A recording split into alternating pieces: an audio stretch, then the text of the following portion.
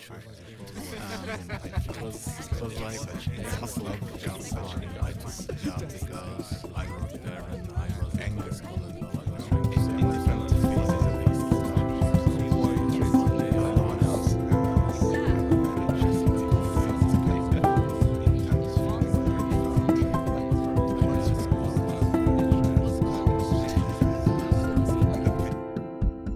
And we're on. Garrick, welcome, man. Thank you. What time is it? It's 11:15 in the PM. All right, just don't forget to Yes. stay close to the microphone. And what's the date? The date is, I believe, the 26th of August, 2022. All right. Okay. Such a good boy. How you doing? I'm doing fine, thank you. Are you nervous? A little bit, yeah. Turned into this 15-year-old boy, I feel like, just sitting so straight and so tense. It's like... Can I have my toy back? All right, I'm gonna rearrange my microphone because Amir did mention that it's gonna be uncomfortable, and I didn't believe him, but now I think he was right. All right, so how's your day been? Short, but good. All right, you Productive. did any writing? Hmm? Did you do any writing? Writing? Yeah, No, not yet. I mean, I meant riding. Did you ride anything today, like a donkey or a? I rode my chair, if that counts, while working. Have you ever done podcasts before? No. Never, ever. Like you've never had any, Nope. even short form. Wow. Which is also the film that we're gonna watch tomorrow. Oh. What are you going to watch tomorrow? Nope. Nope. By I- Keel. I thought he said we're not gonna watch it tomorrow. It's like nope. Yeah, I asked you today. Actually, you said Yeah, I thought you were going for. He said nope. Yeah, said nope. You wanna I watch said, Nope? I said nope because I thought you were going to watch the female version of Hulk or something. no, that's actually not a film. That's a So TV maybe show. after podcast I can I would. book a ticket and come to. Oh, you are. Okay. coming. I mean, most of the seats are still available. Yeah. Okay. Sure. You can easily find one next. I can let you know No. Okay. where we are sitting. Yeah, you got the tickets for the middle, right? Yeah. Okay. Row H. Yeah, okay. 'cause- I've just decided I'm going to ask this question from Yeah. everyone. How many languages do you know?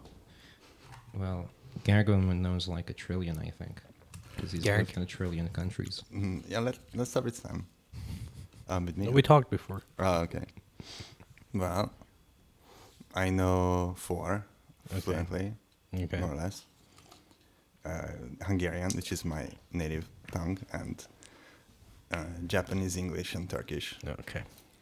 I know some Esperanto, and I've started Farsi a couple of years ago. Then I paused, and then I, resumed, paused again. Currently, I'm trying to study it almost every day. So it's Wait, are you studying these days? Are you studying Farsi these days? Yeah, I am. How do you do it? How do you study? Well, I'm watching some videos for pronunciation. But I mean, I'm exposed to Farsi pronunciation a lot, like regularly, every day. I mean, we could expose you more. I know, and you already do your fair share of that anyway. Well, we try. Other than that, so like just to check some contemporary, like colloquial phrases, I watch some videos, and I also do like grammar book readings separately, just to know the background. Right. So like, I mean, obviously English is just so rich in the sense of like material on the internet. There's like a gigantic amount of material on YouTube and, well, basically just on Google. But for Farsi, well, I've never really tried to learn Farsi, so because I already Really? speak it. But I wonder, like, do you ever feel like there's not much material? And does it ever seem frustrating, or do you always happen to find the right stuff? It's hard to tell because it's, there's so little you can find easily online. Based on a few quick searches, you can arrive to the same one or two books that are worth checking out. And those are the exact books that I found like 3 years ago too. So apparently nothing has really changed. And the same videos by the same people on YouTube, because you have to use those because the others are just worthless, and they're just shit. But the ones that the channels and the books, like I found 2 books that are good and available online. I'm happy to be working with them because I think, and I ask questions too about them, like Right. is it still used, or is this too archaic, or too something, and so it seems like they're okay. They're just not perfect because they might be a bit outdated. That's basically what you get with Turkish textbooks too that are sold in English. Like I remember when I first started studying Turkish, like 2013, and the books that I found, in bookstores or online, were again basically made in the 60s or 70s, and it's not a long time ago, but still relatively outdated, and a lot of things are just not valid anymore. And a lot of people confirmed, Turkish natives, that this is not how you pronounce things, this is not how you use like how you say things colloquially anymore. So they're giving somewhat a bad advice in that. Yeah. Or Yeah, they can, but we but have in yeah. Turkish for like reading materials, we have for everything in Persian in Farsi. There is no material online. Even once I was trying to find some materials for one of my students. Farsi? For Farsi. I found like book which was published in USA, the University of, like, I can't remember which university it was, but it was an American university. Like, we have nothing from Iran, which is weird. Yeah. I mean, if you see that the author or the editor is, was Iranian, then you already trust it more than otherwise. Not really. Well, I mean, so this is apparent in basically almost every book that has never had an intention to be written in a classical style. Like if the book was not supposed to be a novel, if the book was supposed to be like, even like I have this German book that I'm reading. It's written in Farsi. It's like A1 and B1 level, A1 to B1 level German. It's by this Iranian doctor who used to live in Germany, I guess, or still does. I don't know. But so he published these books, grammar books. They're quite good books, actually. And they're really good books, especially if you're like studying the Mention book. But so even him, like when his writing, the style he's written, a lot of the times you can see like the way it's written is not exactly how you would see people in Farsi speak, and that's a problem. It's a common problem. Even when I was translating a lot of things from English to Farsi, I always had this issue where I would try to write things in a much more modern way than usually things are written, but still a lot of people would actually not agree with it, and they wouldn't really enjoy it, or they would automatically think it has to be written in a classical way, and so that problem exists in these teaching books, these language books as well, where they try to teach you Farsi. They use The official language. awkward language that isn't really that useful unless you just want to read books. Yeah. And it's the same with Turkish. It's definitely the same with Turkish as well. I think I would say less so, because like Farsi is kind of divided into Much more Different than languages. Turkish. Definitely yeah, much two more different than Turkish. languages. Yeah. Well, also like people who live in Iran and people outside, and how some people living outside don't actually speak the language that well. Like you see Iranian films with Iranians in it, but because they spend so much time in the US or in Europe, people living closer to Iran would say that they speak bad Farsi. Like we Remember recently this saw film? this film with Wait, I think it's the It's same the film. same problem I think for it's us what too, film was yeah. that? the girl who walks alone at night or something like that. Who? The girl who walks alone at night. I have no the idea. vampire film, like black and white, Oh, I have no idea. and you know, is the film full Iranian or? yeah, but a couple of actors in it actually speak bad Farsi. Did the egg say that? Yeah, like it was obvious that they lived abroad Yeah. way too long, maybe their whole lives, you know. Yeah. There was this other film we watched. It was about this Iranian family who just started residing in somewhere in America, and they tried to show them as Iranian as possible, like, you know, stereotypical. And also, they Middle weren't Eastern. Iranian. And Like, the yeah. actor was American. Yeah, basically, the only actual Iranian in the film was Shohrab Dashlu. Right? Shohrab Dashlu, yeah. And even her English was... Or maybe the son, too. Maybe. Oh, yeah, the son was also Iranian. Yeah. And like, some of those guests that they had, yeah. you know, on top of the roof. But anyway, But the first Farsi character word was awful. American. Oh, yeah. And he knew just some normal words. He was. I think he was from an Arabic-speaking country. He was an Arab, I think. Yeah, he was Arab, but yes, for some reason they chose him to speak Farsi. And That kind of reminds me of like a bunch of films that I saw, and you know, they chose certain extras or actors to play the role of, I don't know, a Korean, a Japanese, a Hungarian, right? Yeah. But they clearly not. They butcher the language.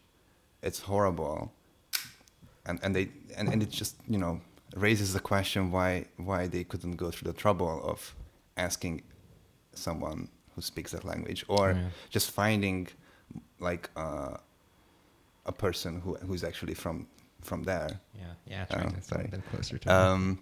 Instead of just randomly choosing someone who looks a little bit Eastern European or Asian enough, and then they think, you know, no one will be able to tell, right? We're just gonna give him some Japanese lines, and then and like in most of the American films, Japanese people, I don't know why, but maybe it's different now, but they never used to be Japanese, and they would like speak something else, you know, like. Yeah. Oh man, you and the microphone tonight. Oh, sorry. Yeah, I'm not used to them, so. Yeah. Can you? Yeah. So, you know, there's another. I want to also point out to another thing. If you've realized, like, a lot of the times, even when you ask a Turkish person, not a book, when you ask a Turkish person a sentence, if you're a foreigner, if you're like, I don't know, American or whatever, I don't know why I say American, but let's just say, because, you know, like, we've had this scenario a lot of times. We have this American friend who's just arrived, you know, or, you know, doesn't know much Turkish, and then he sees this beautiful Turkish lady, and he tries to, you know, hit on her. So he asks a Turkish question like, you know, oh, how do you say this? How do you say that? You know, trying to play the cute card, the cute foreign card. And so even that in that moment, that Turkish person is suddenly going to shift from speaking casually and normally to like saying, "Ben bugün gideceğim." You know what I mean? Like, suddenly, automatically, even when they're teaching, they're suddenly like, you know, yapacağım, you know, like, do you speak like this? Is that is this how you speak? And I don't know why this happened. And it's the same with Iranians. Like, imagine, you know, any of our Iranian friends, whenever they've had, you know, a foreigner around them and they wanted to teach them Farsi, instead of like speaking like normal Farsi, suddenly they become this poet or something. I don't know. Yeah, they use, for example, durud instead of salam. I just learned that recently. Durud. Yeah. But I also never heard it before, so. Yeah, it's a nice word by itself, but It's good to learn that, but Yeah. you know, just as an extra information. Maybe But I've never heard maybe anyone people using. use it in Iran now. I'm not sure, but I can remember when I was in Iran, no one used to like saying durud instead of salam or Oh yeah. Yeah, surely. Oh, it's lighter. Yeah. There we go. Yeah, definitely. So, what's the most challenging part for you in learning Farsi? Okay, we're focusing on that now. Um, let me see. I think, well, I'm usually not very good at pronunciation of any language really. So I have the same kind of troubles with Farsi sometimes. You know, distinguishing a and e, which you know, And Yeg could also confirm. yeah. Other than that, you know, it's guessing the right vowel when I'm reading an unknown text, you know. But that's just because I don't have enough vocabulary, so that can be fixed. I think no real challenge there. I just need to focus on it and study more. I don't think. I mean, based on what I know, it shouldn't be that difficult. Because a lot of things about Farsi are familiar to me. And you have a lot of Iranians around you, like Yeah, exactly. You- Like the exposure to Farsi on a daily basis, plus, you know, knowing Turkish and Hungarian does help me a lot with Farsi. Yeah. There are some questions that we've prepared for you, Okay. but I would like us to get a bit. What do you know in Farsi we say? Oh, Dağıtar bişim, you know, get a bit, maybe let the head get a bit warmer, you know, hotter before getting to those questions. okay. 'Cause- Well, before we get there, you know, something like something that we talked about just now reminded me of two things about, like, you know, teaching and changing perhaps how one speaks. And just about the strange things some people can think while speaking that language.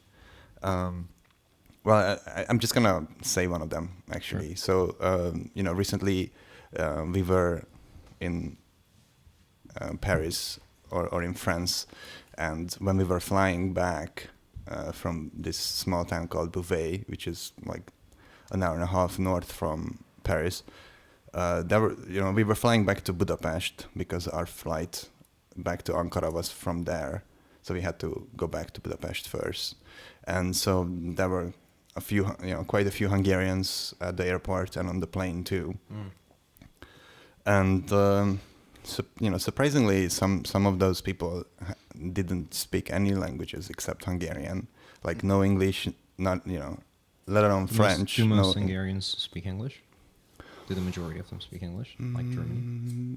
I mean, in the big cities, yes. Most young people, I think, do. But other cities, towns or villages, unlikely that they speak anything else except Hungarian. I don't know where those people were from, obviously.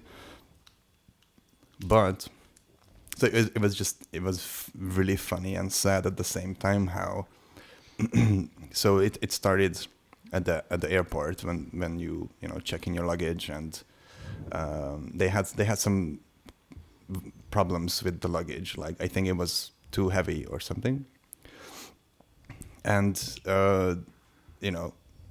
it's at the check-in desk there's this French woman barely speaking English too, and then there's this Hungarian couple not speaking anything, just Hungarian, and they're trying to understand each other, and she's like, too much, too heavy, pointing at the kilos, and the guy is trying to explain something in Hungarian, louder and louder, as if That really happens. Like as if shouting would help. Suddenly it would make them understand what they're saying in Hungarian, a language they might have never even heard before.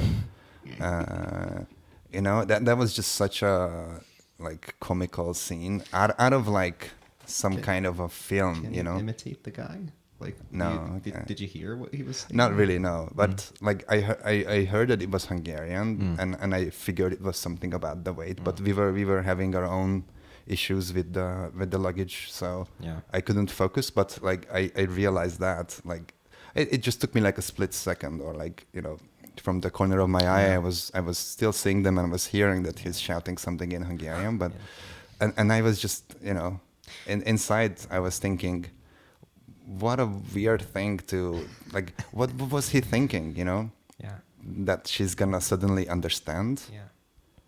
And no matter how many times he repeated, he just kept on saying the same thing. I didn't get it, and it just reminded me of. It is comic, and also we have the vice versa situation.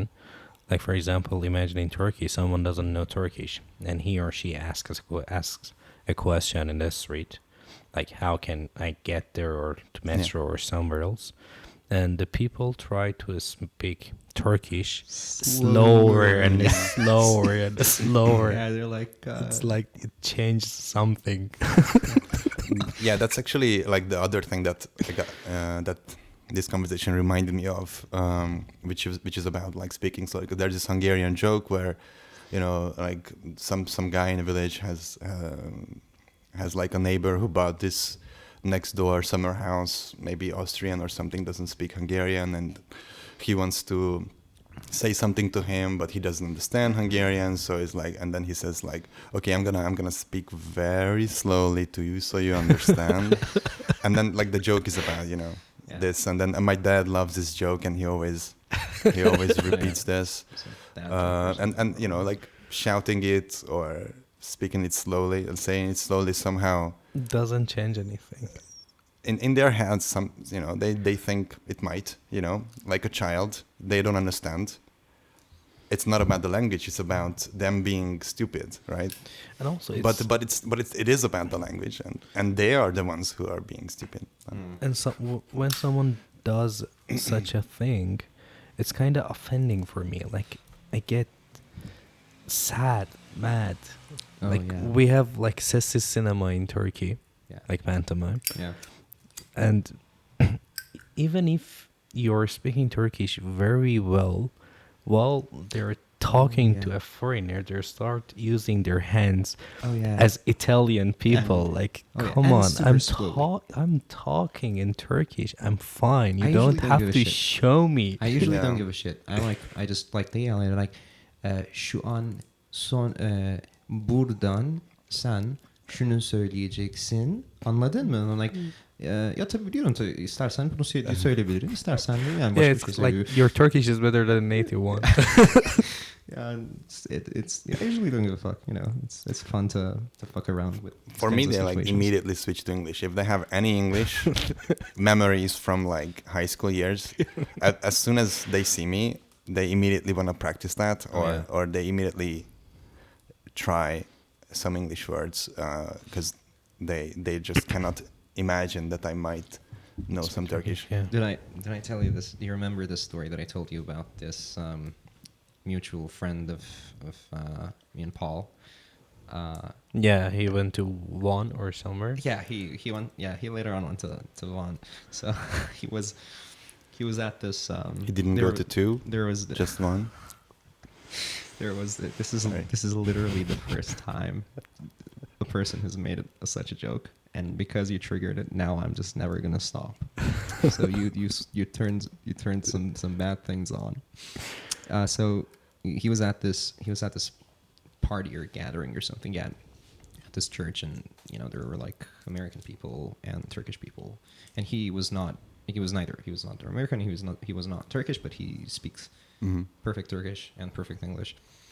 And he goes up to this American group. There are like a couple of these guys we're talking, you know, and he goes up to them. He's like, "Oh, hi, are you Paul's friends?" And they start speaking in Turkish with him. They're like, "Oh, evet evet biz on arkadaşlarız," you know, very slowly. And he was like, "Oh, cool. So where did you guys meet?" And they're like, "Biz 2 sene önce."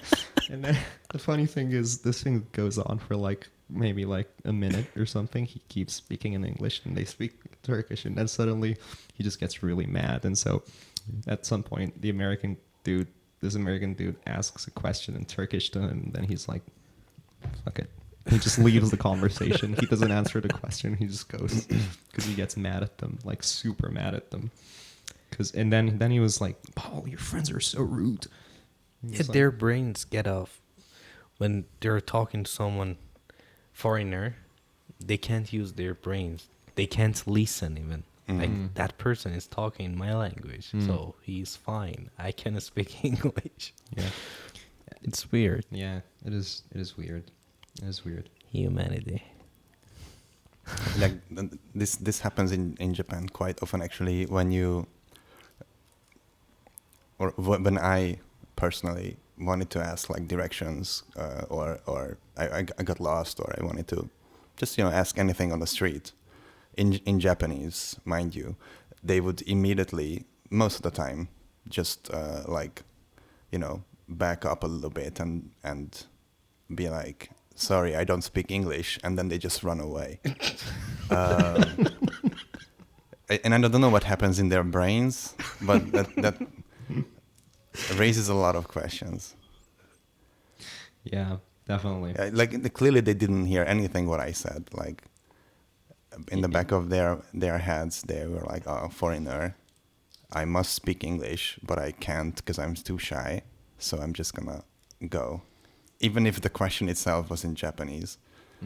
I have a question. Do we do the same thing with foreigners? Like if someone is speaking in like Farsi or Hungarian, do No, we do we- the same thing? Even if we don't know the language, we're gonna stay there and fucking learn the like language. maybe and then try to maybe talk. we are not aware of it, but we do the same thing. Maybe I'm not sure. I'm not sure. I'm just asking. Well, No, I don't. Not really. I don't know. I don't think so. Yeah. Yeah. I usually try to. Whenever I see someone who tries to speak Farsi, as a foreigner, I try to challenge them as hard as fuck. Like, I ask them philosophical questions right off. Oh yeah, definitely. And I speak super fast. I speak Farsi like 2 times faster than my English. Like Rebecca. And your English is already way too fast. Yeah, right. So imagine my Farsi.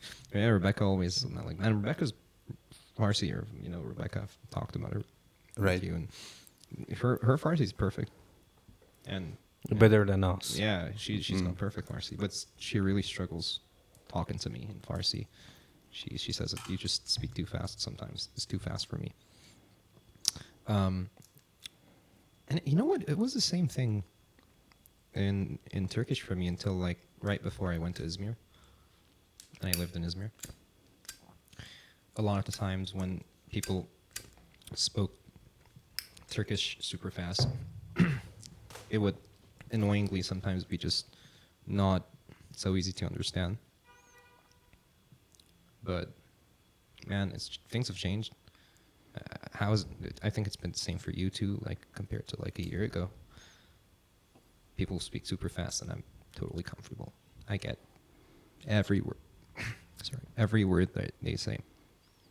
Yeah, we have sentence in the office. People say that you're not Iranian anymore. Sorry. Hello. You ready for a difficult question? Yeah. Yeah. By the way, let me know when you're ready for some whiskey. Because the wine is almost over. Let's finish the wine first. Okay. Oh, I thought the wine was over. Was finished, but there's still a little bit left. Yeah. We can share. All right. I'm gonna go. Okay. I'm gonna give you 2 options. I'm gonna give you 3 options. Give me some. Okay. All right. Pick 1, 2, 3. Pick one of the numbers from 1 to 3. 3. All right. Here we go. It's actually a question that most of the times people just don't talk about because probably I think they are afraid to talk about it. And well, goodness me, if you're not single. I mean, if you're not single and you're asked, this question, you're gonna run away, or you're just gonna give a bullshit answer usually. Well, maybe it's not so right to judge. Is love simply a physical desire, or is it something more? Good question. We won't let your girlfriend listen to this We'll episode. keep this Fiancé. Feel fiancé, comfortable and safe. fiancé. Oh, I'm fiancé. sorry. Okay, your wife. No, not yet. At least. Yeah, I said this sentence. I said, "Oh, you guys are married now," and he was like, "Well, not yet." I was like, "Yeah, you're right." For me, all of them are same, so I'm sorry. Oh. Girlfriend, wife, fiance, Fair enough. all are same. Okay. Can you ask the question again? Sure. Is love simply a physical desire, or is it more? Define physical desire. Like hormones, something in your Well- brain. Okay. Yes, I think it could be both ways. So you being majorly attracted to that person's physicality, to their Mhm. body and face and everything, and also your body, more precisely your hormones, affecting you to love that person. Because you've surely heard, Yeah. the theory or the, idea, the school of thought of love simply majorly being Well, I mean, hormones. Yeah, feeling love Chemicals. is I used to be at least a cognitive scientist in a way. Yeah. So yeah, I am very much aware of that. But so yes, that that is definitely one way to explain a lot of things. Can you explain that a little bit? Like, how much do you know about this? Well, I mean, my research was more basic, and it was about vision mostly, and so it had much less to do with hormones and more complicated kind of behaviors such as love, which is a very complicated behavior. Well, I mean, I do know a thing or two about that, and but basically, this is an instinct. Evolutionarily, it is programmed. If we're gonna go this way a little bit now, like a kind of a detour Yeah. to that side of the story. So as I said, it's something that biologically we are programmed to do, and being attracted to someone is necessary to fulfill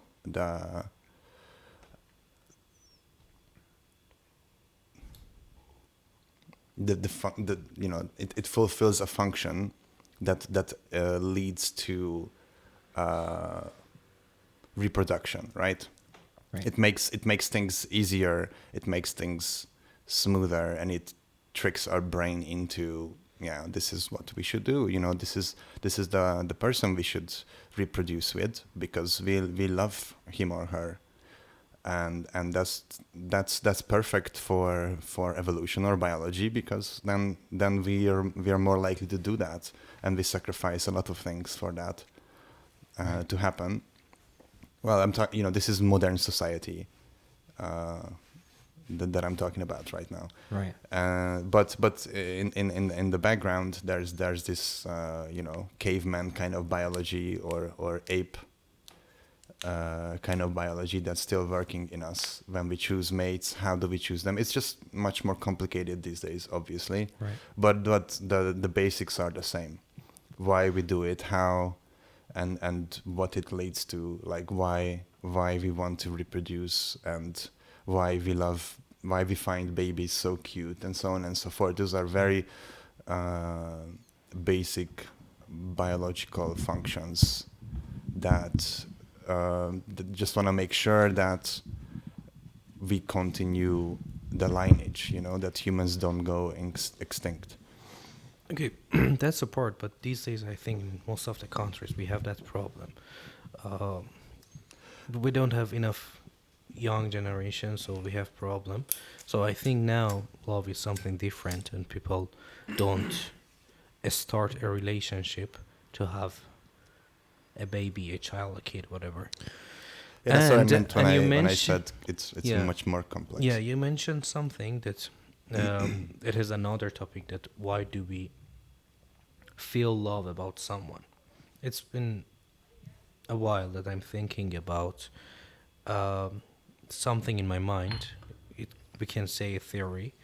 I think we choose the people that complete our legs. Like, for example, I can't play a music instrument. So I see a girl who can play, for example, let's say my favorite music instrument, harp. Mhm. So as soon as I see that someone can play harp, I'm in love. What do you think about it? Okay, so you're talking about like complementing each Why do other. we choose people? How do we feel like a higher level of emotion about someone? How does it happen? Like every day we see lots of different people. Yeah, so like Why we obviously pick we are one specific person? What stepping happens? out of the whole basic concept of just reproduction, and we are, stepping into this chaos that is, dating and love life in the modern world, which is very different. Hmm.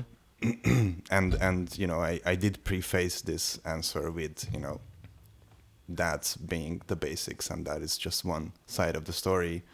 I mean, I feel like obviously while there are trends, and a lot of things influence these things, in a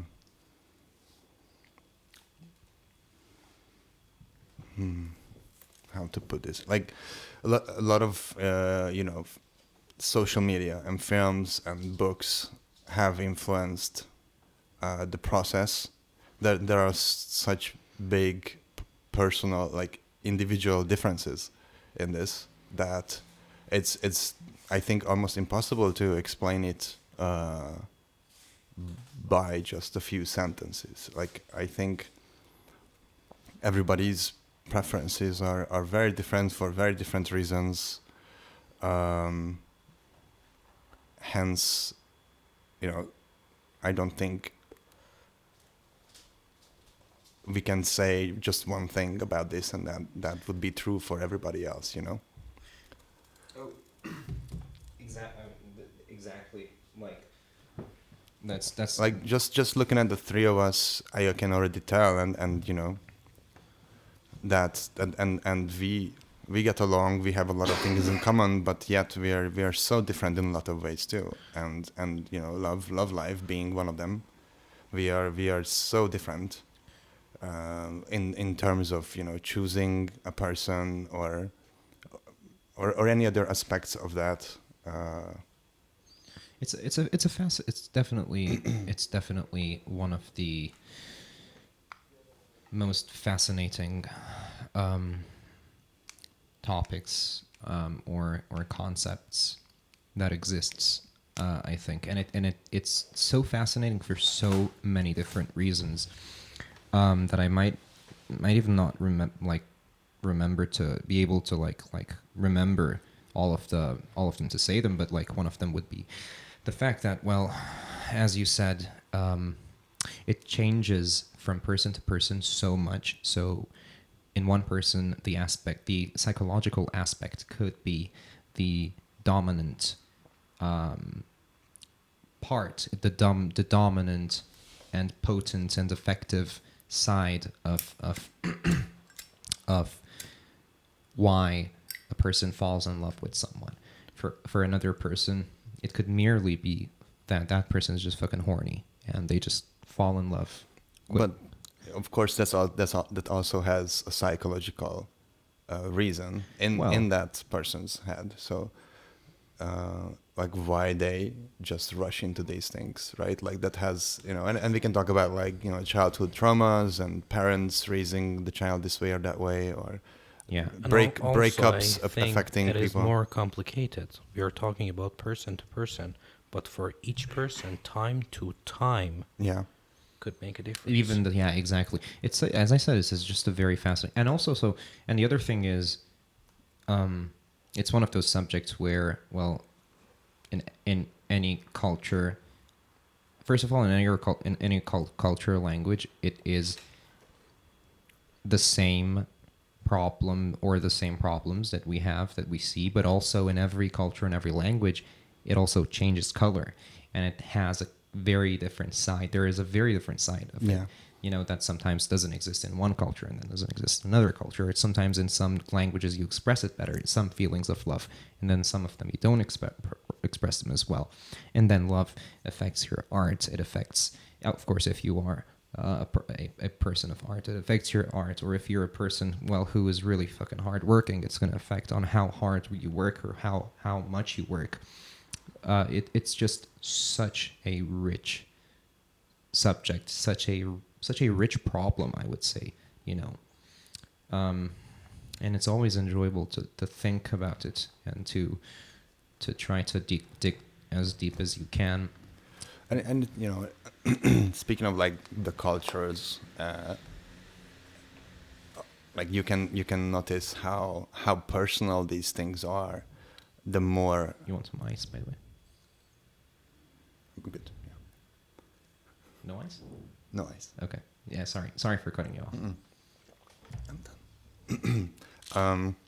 The more west you go, you see how these things are very individual kind of journeys, or especially these days. Of course, like, they used to be related to the family too, and marriage and all that.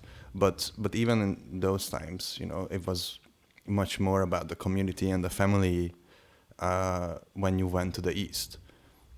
So, like, the Middle East, or like the Orient, love was never really an individualistical kind of or It is endeavor. individual, It was but also we can't deny that culture has a great effect on each person too.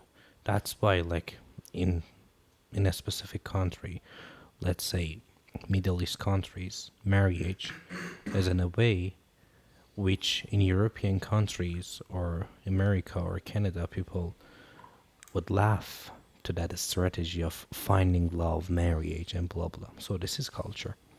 Like, for example, a few years ago, even now in some small cities or villages, we have this problem that parents that's a big eyes.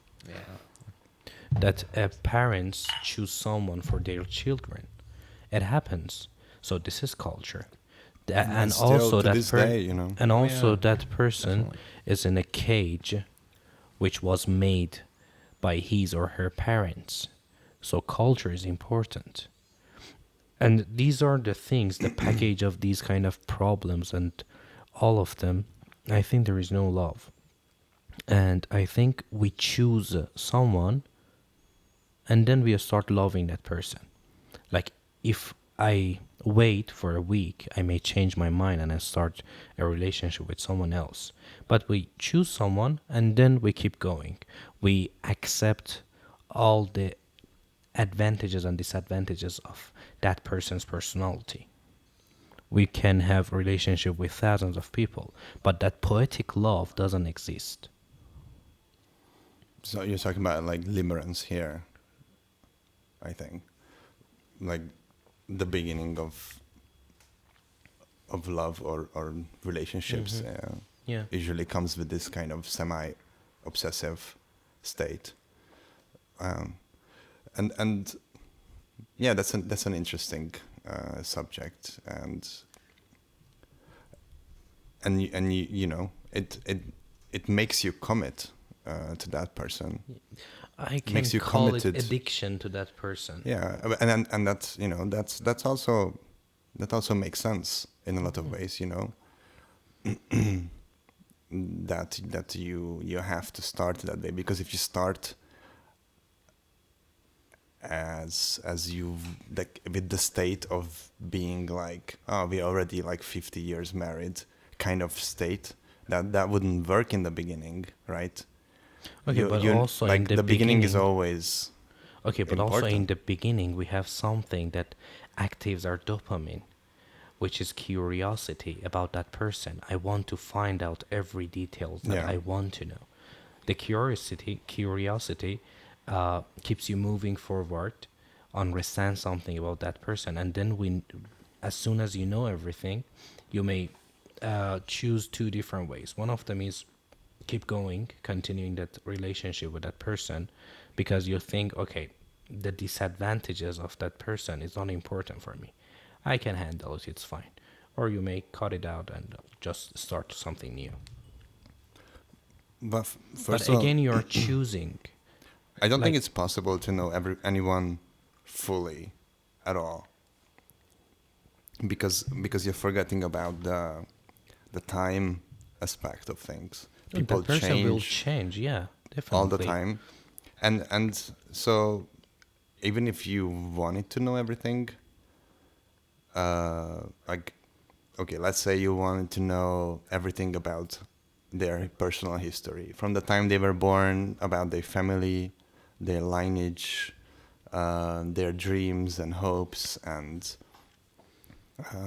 their personalities and dark sides and bright sides. That would take very long already. But by the time you would get to the end of that, they're already changing in a way. Not all of them. Like, for example, Maybe not, yeah. For example, your favorite food now this year is, for example, pizza, but next year, because you have eaten lots of pizzas, you don't like pizza anymore and you like pasta. But it doesn't change anything in your relationship. After a while, when like as much Okay, as I'm we not talking get, as about much as we get food older, choices, yeah. as much as no, it's not food. I'm talking about the personality that changes. As much as you get older, the changes get less. You know, your career will be clear. You know what kind of movies you like. You You've know, tried a bunch of different weird shit, so you're basically not gonna try many things anymore. Because yeah. For example, for us, every day we try to do something new. Okay, we try different kinds of music, different genres of movies, Sure, and blah blah yeah. blah. So after a while, after 2 years or something, we know which genre is my favorite. Yeah. It won't change. This is the important part that you like to share with your partner. So you can watch something that both of you like it. Okay, so those changes won't happen after a while.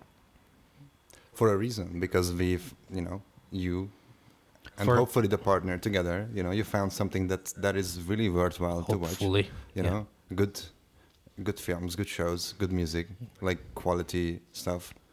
And there's, I mean, there might be something better later on, but it's gonna be along the same lines, and that's fine, because you're Yeah, that's exploring fine, yeah. you're exploring the good stuff together. My you know, problem is if as long as you have good taste in those it things, is you know. completely fine. Even this is my idea. You have to live your life so you know yourself, so you can find someone for yourself who is the best option.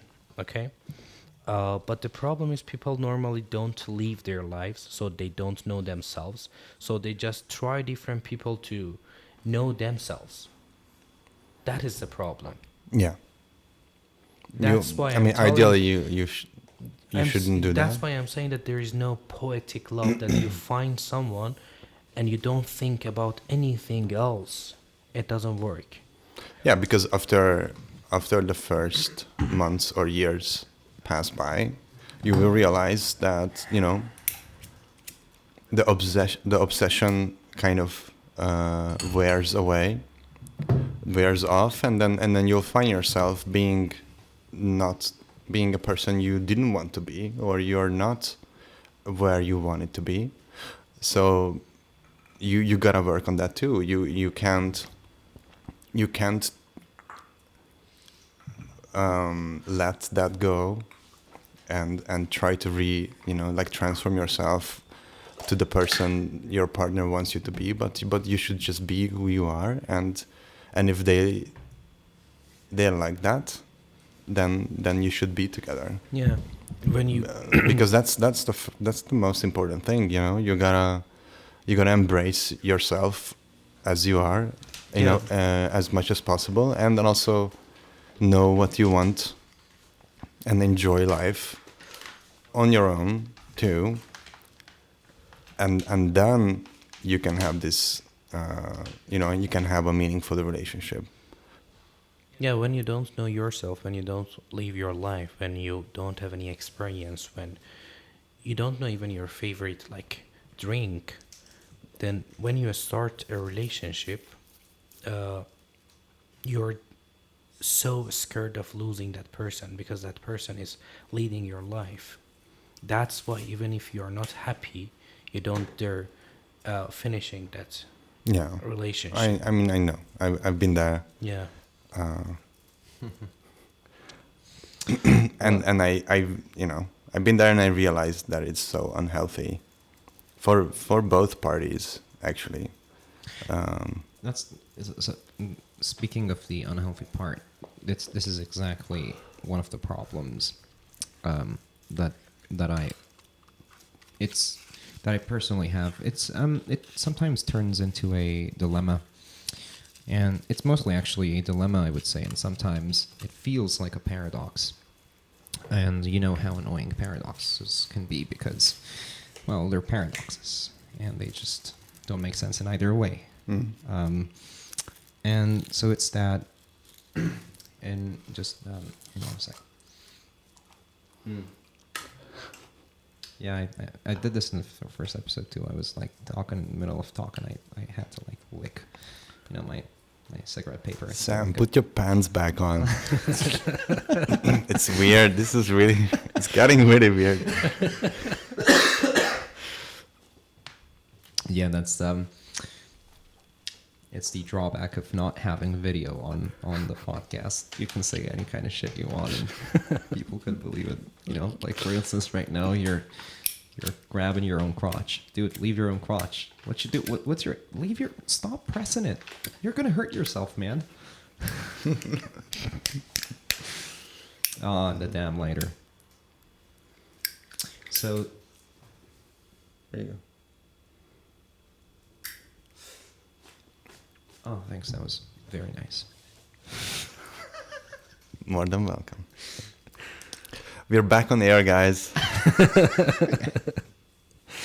So, the thing is, the idea lately at least I can say, sort of soothes things down for me, is that, and the reason for this is because I've had so much trouble recently with the concept of love, with the concept of, well, not love, but mostly relationships, and well, it is mostly related to love, of course. It's that I've reached this conclusion. I have found myself deduced to this fact that I am probably going to be happy and I'm going to be content, and I will feel myself accepted with the type of love that feels like a complete mystery, and it's the type of love that puts me in this magical world where I don't even know how the fucking bricks of it are made or put on. Like, imagine the mystery of the pyramids being in every single centimeter of a world, Like, imagine this world that you're living, every single centimeter of it is as a mystery, as much of a mystery as how the pyramids, for instance, were built, right? That kind of a feeling of love, I think, an undefinable meaning, an undefinable concept an undefinable feeling is what I would personally prefer to be love for me. But that also does cause problems. It causes questions. So what if you become too blind? Or so what if you are too blind in this situation? And then you do not make any more rational decisions. And then you do not think or feel rationally and logically. And then suddenly you find yourself having become the type of person that you always sort of despised, that you always try to stay away from.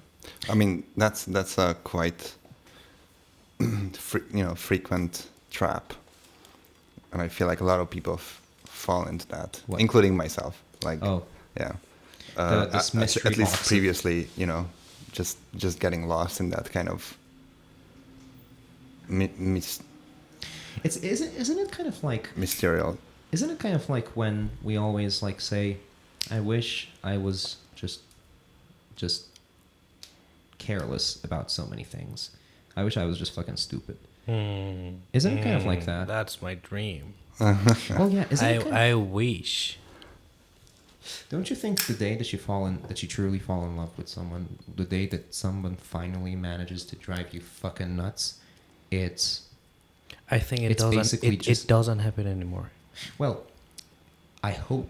Like it happened before, and it's completely true, but I it like- doesn't happen anymore. I like that sometimes. Being What do you mean it being doesn't happen anymore? It won't happen anymore. It just won't. doesn't. Won't. Oh. It is not. Well, you know that whole. You There never is know, no though. possibility. You never know. No, never say never. impossible is impossible. It's nice to be Any more fucking cliches? it's nice to be driven nuts sometimes.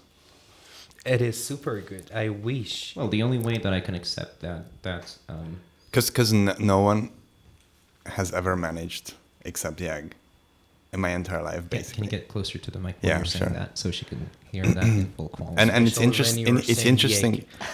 especially when you say yeah, just Oh. stick your mouth to the Yeah. So like, it's interesting to me, like how she's the only one who's ever managed to. So do you agree with the fact that she has taken you to this mystery land, to this magical world? Definitely, yeah. Where you just don't know why. It's just love, and there is just no Oh, rational. I mean, I have a lot of theories, and I kind of know why too, but that's mostly in the past. But I guess we had to go through that, and but even to this day, like she's the only one who made me, who like not made me, but she's the only one towards whom I felt such intense love and such intense like anger, in different phases of our relationships, obviously, but no one else has ever managed to make me feel the kind of intense feelings that I felt towards her or in her presence. And that kind of that is kind of the that used to be at least the characteristic of our relationship, like intensity, extremity, in a lot of ways. But if you don't mind, I'm gonna just No, don't worry go about back a little bit it. Don't worry about it. Go on. to your original question. Yeah, don't worry about it. Because we have talked about a lot of other sub arguments or issues that are related to that. So what is love, and is it more than just physical attraction or hormones? And for me, like, and it goes the same way when I meet anyone, really. You instantly fall in love. No, it's not. I'm joking. No. man. I'm Like, joking. I sense something, and it's the same. It happens the same way with love. It happens the same way with friendships.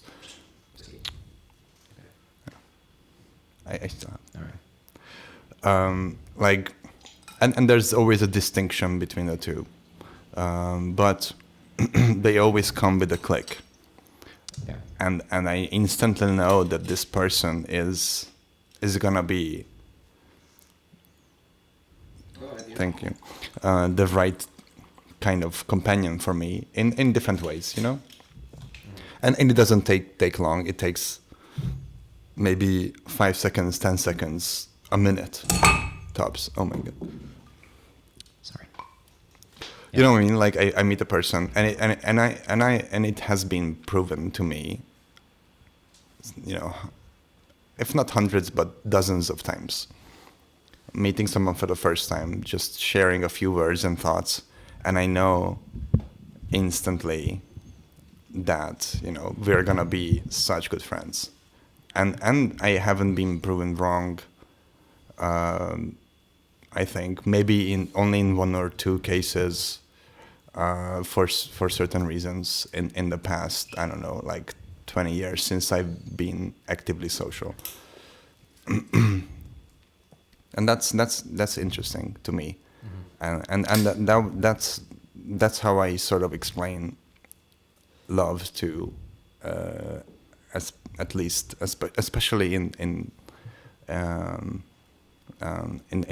you know, related to the current relationship I'm in, that there was this there was this gut feeling that there is something between us, some connection, you know, like, and I felt instantly, and I felt again and again, and you know, no matter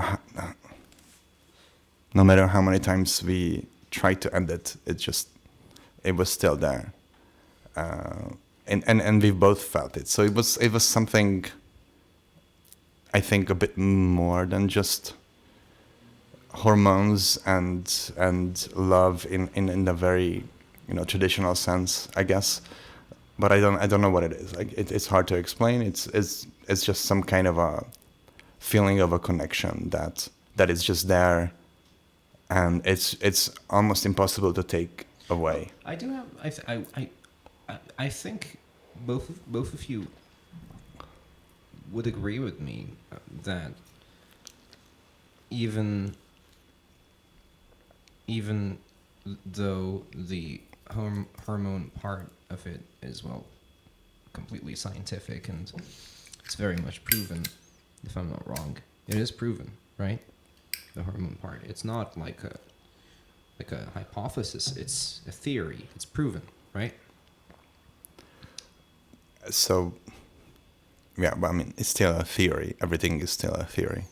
Yeah, but it's we're getting into a very different conversation right now, but it's not a hypothesis, right? It's a theory. Yeah. Okay. So still, I think you'd agree with me that the psychological aspect of love, which does have dozens and dozens of subcategories, definitely outweighs the physical or harmonic. What is it? Harmonic? Harmonish? What is the I said harmonic and then felt like harmonic, like in music. Harmonic. Yeah. I think it is harmonic. Harmonic. Yeah. Harmonial? No? I don't know. What's the noun for hormone? You can check it. Definitely not harmonish. Anyway, so the hormone aspect, it definitely outweighs. Leave the your hormone. answer in the comments. It definitely outweighs the hormone aspect of love. The psychological Hormonal. part. Yes, Oh, is I it found hormonal? it. Yeah. So it definitely outweighs the hormonal part. I think the psychological side of love is much deeper and much more important. Much more. Yeah, but it's part of the system, you know, psychological, hormonal. Mm-hmm. They work together. And they're very much inseparable in a lot of ways. Like psychology affects your hormones and your body, and the other way around, you know. And also hormones affects your psychology. Yeah, exactly. So yeah, but like which one affects which one more? I don't think you can tell. You know, it's a so system that sad. works. At least we can't. This way. At least, well, I can't. So I don't have the education for No, it. it's like there's this thing in psychology or cognitive science, you know, bottom up and up down processes and basically it means that certain things come from stimuli, so outside, external, or the functions that work with those stimuli, and there's another direction coming from inside, from deep inside, which are more basic kind of processes inside the brain or the body that influence. So like vision, okay, it can be influenced by things. So from the stimuli, from the external world, the environment influences the process that goes all the way to the bottom. Yeah, go on, you.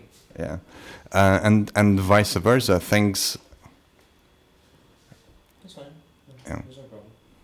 Is it plugged in? Yeah, no, it's recording. No, what happened? I don't know. It's weird. It was just a screen. Well, it's weird. The screen just turned off. The charger. It's in charge. It's getting Wow. charged. Okay. Anyway. Sorry. And the same way. Wait. Okay. Now I hear myself. The same way, certain things in you can influence how you view things or how you see things. It's the same thing, and basically you cannot say that this one is stronger than the other. I see. They're just as strong as the other, I think. Mm-hmm. Objectively, they are. Yeah. Mm. And I think the same thing goes. For what you were talking about. Yeah, there is this question I'd like to ask you both of you. Need the lighter. So I usually deliberately shy away from this question, especially when I'm like talking about it in class, because it's one of the favorite subjects for students in any age to talk about, which is love, right? But I usually don't get into this specific question because one of the I think more obvious answers of it is going to be sex. But I'm sure it's more than that. The question is, what is the difference between the love that you find and feel and believe in with friends and the love that you find and believe in and feel completely in your partner? Oh, for me, I think they're the same, because if I find a partner, that partner will be my best friend. So I don't think Yeah, that's I So agree. why do you decide to live with this specific partner and not live with all of the other people that you love? That's the okay. point. I think, if we say that the friendship, like the common things, the part of your life that you want to share with that friend, if it is like 50% with that partner, which is your best friend, it's like 80, for example. So you're saying basically, I think the love is the same kind of love. so you're saying that you do not usually find the 80% or higher amount of love in most people. It's usually in for either sure. it's just in one person or maybe in just a few people. Like, at least for me, my partner will be the most 40, because I feel understood 20 from other people, from my normal friends. So probably my partner will be 50 or something. I see. 80 is like not for this universe for me. So what is that so you're saying that extra 20, 30, 40% is their understanding of you? First of all, you know that I don't talk too much. I don't share myself too much. This is the first problem. I can confirm that. Thank you. So probably I don't give the chance to people unconsciously to know me. This is the first part. So I think if in one of the universes, if I find someone as a partner, that person can understand me without expecting me to talk. And done. Goodbye, good night. But I think friendship, partnership, they're same. Like, loving the family would be different because you are not choosing them. it's something that happened before you, or even siblings or whatever, that is different. But for friend and partner, you are choosing them. So Yeah, you sure, have yeah. some Of frames, course. some filters, and blah blah blah blah.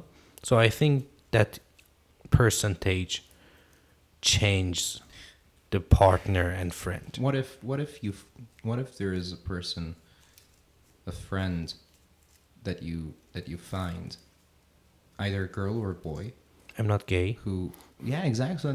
So so yeah, you're not gay, and so imagine you find this friend, this male friend, who understands you better than anyone else in the world. Okay, we can hang out. Why should I marry? I'm not no, gay. yeah, but so. But that's exactly what he's talking about. What's the dividing line? What's the Exactly. difference? What is the difference between him and I your prefer partner? to share my home Is it only till this- end of my life. Is it only the sex part then that Yeah, probably. It is important. Sex part is important. Definitely, it is Yeah. important. But so is it this important? Yeah, it is I important. agree. Yeah. Yeah. With a big grin on It- your face. Yeah, actually, the only thing that divide change the situation of preferring like the other sex for partner or Mhm. this, it's just sex part. That's very sad. Why? I don't know. It just Why is it sad? it feels sad because I wonder if it. I takes away disagree, the- but I will come back. Just I'm not Yeah. good in this topic. Okay. I wonder if it takes away the purity of love, like if it takes away the pure concept of the pure abstract concept of love, because I don't see sex as an abstract concept notion no, it's very much real and and very tangible. palpable, tangible. But love is not something from heaven. Love is something same as going to toilet, farting, eating, breathing. It's not something different. Well, it's a little bit deeper I than don't farting. think so. It's like smoking. It's like drinking. You're enjoying your cigarette, your drink. So it's are same we- for love. Are we humans making love just too complicated, more complicated? Yeah, exactly. That's my problem. Because we are watching some bullshit Definitely. movies, we are reading some beautiful but bullshit poems. They're not real. What do you mean they're not real? They're not real. There is no such a poetic love. Oh my God, I will die for you, or like we don't have it. I think there is, but that's I've you know. never seen in the Van real Gogh- world. Van Gogh, he cut his fucking ear off. Okay, he for was this an idiot woman like who me. he fell in love with in a Yeah, he bar was an in idiot 5 like minutes. me. But that's that's not the healthy side of love. That's we're going back to the obsessive side of it, which is not maintainable and shouldn't be, because it drives everybody crazy. And you. I think the lighters. Here we go. Yeah. And you couldn't get anything done in the world while that lasts. But I think yes, the physical side of it is very, very important, because you feel this kind of unity and you feel the skin and it's Yeah, it's I want to add something. It Yeah. is very, very important, but it is not the most important. no, well, The sex part. It's- not the yeah. most important, but it's But it you But know, it is the important. part that you say Yeah, it makes is the important. difference Yeah, between. exactly. It's- it is, but it's about the intimacy. yeah, I'm adding this part because for some people, the sex part is the most important part. Yeah. Yeah, you were saying gay. Well, I mean, I was just saying. I think it's part of. Is it still okay? Amir, can you play with it? That is fine. Okay. Yeah. So it's part of the whole intimacy. that is just hard to reach with friends in a lot of ways, and then of course this urge of the having a family and a life together, and that is also hard to have with even your best friends. I think, to reach that kind of level of honesty and commitment and dedication, devotion that you would like that is a big gap between those, like best friends and a relationship. It comes and goes for me. Wait. Not the love part. It's the Okay. headphone. No. The mic. The mic. The headphone comes and goes. Yeah. So I think that's the difference. Because it's a whole. The whole. The whole. You could say it's like a romantic kind of idea too. But also in practicality and in spirituality, it has a very different kind of feeling and taste. When it happens with the person you truly love and you want to be with for decades, as opposed to a very good friend with whom you have fun and really get along in every aspect. But you just don't get the feeling of like, yes, we're gonna rent a house together and we're gonna get a dog together, and you can do that too, but then it's a different level already. So and then you might want to ask yourself, is this really just friendship then? If you get to if you get that kind of level of like dedication and devotion of okay, I'm gonna experience the rest of my life with this person, and I want to improve myself, and I want to allow her to improve herself on her own terms, and I want this to be the best time for us on this stupid planet. Then then that's, I think, love and relationship as opposed to friendship. I don't know if I managed to explain that well, but You did. Yeah. Is there anything else that any of you would like to add on the topic of love? No. so much do you- more. But like, How do you feel about being engaged? Because you just yeah. you just got I'm very engaged a month ago. very thrilled and happy Hmm. about it, and I think it was a very much needed step, and also just a genuinely new kind of dimension was added to our relationship, I think, in a lot of ways, and I can't wait to explore that more, this adult kind of side of us, Yeah. as we are both growing up into so-called adults and approaching things very differently.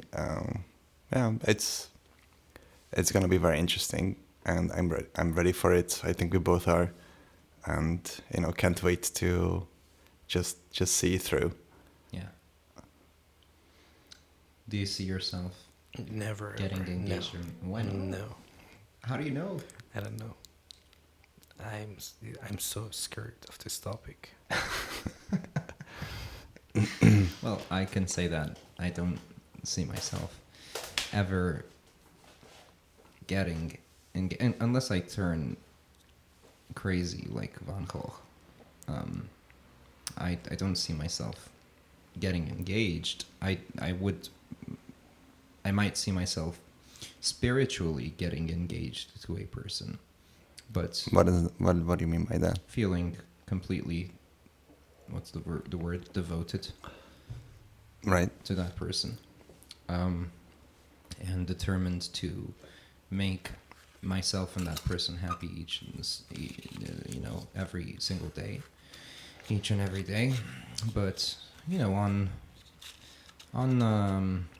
paprika, on paper, what language is that, paprika? In what language was paprika Greek. paper?